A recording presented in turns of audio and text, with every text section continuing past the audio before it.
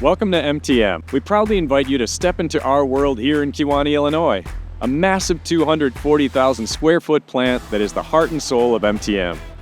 Welcome to the final step in our process, where we ensure every trailer fully delivers on our promise of performance and durability. Before beginning the blast paint process, we review the customer's desired specifications carefully to deliver uncompromising accuracy. During the quality control inspection process, each weld is meticulously examined, and the product's overall quality is carefully scrutinized. To keep each trailer's painted finish looking great for years to come, we painstakingly prep the raw steel to provide a good bond. We use aluminum oxide to sandblast all films and oils from the steel, leaving behind a clean and smooth surface that is ready for painting.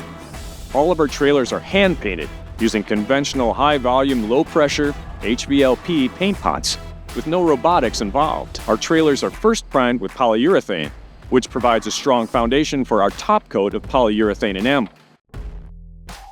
Trailers endure years of dirt and water, potholes, and jarring, which can take a toll on electrical systems and wiring. We really see the abuse on trailers that come in for maintenance or repairs. We use only the highest quality wiring harnesses with plug-in sealed connections.